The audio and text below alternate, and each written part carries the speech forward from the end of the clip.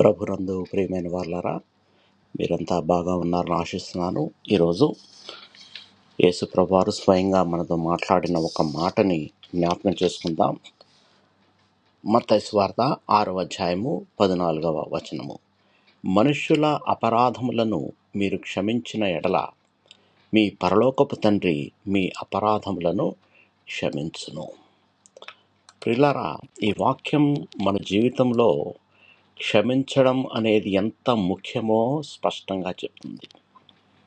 యేసు ప్రభు మనకు చెప్పింది ఏంటంటే, మనము ఇతరులను క్షమించినప్పుడు దేవుడు కూడా తప్పులను క్షమిస్తాడు.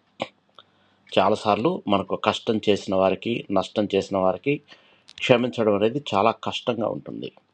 మన హృదయంలో బాధ, కోపం, అన్యాయం, అనేకమైన భావాలు ఉండొచ్చు. కానీ క్షమించకపోతే ఆ భారాన్ని మనమే మోస్తూ ఉంటాం. క్షమించడం అనేది ఇతరులకు ఇచ్చే వరం మాత్రమే కాదు, కానీ అది మన ఆత్మకు కూడా ఒక స్వేచ్ఛను ఇస్తుంది. యేసుక్రీస్తు మనకు ఒక గొప్ప ఉదాహరణ.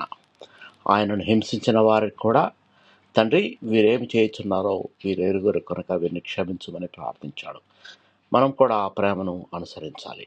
క్షమించడం ద్వారా మన హృదయం శాంతితో నిండుతుంది, దేవునితో మన సంబంధం బలపడుతుంది.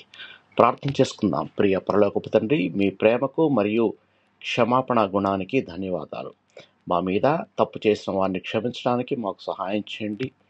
మా హృదయంలో ఉన్న కోపం, బాధ, ద్వేషం తొలగించండి. యేసు ప్రభు చూపిన ప్రేమను మేము అనుసరించేలా మమ్మల్ని నడిపించండి.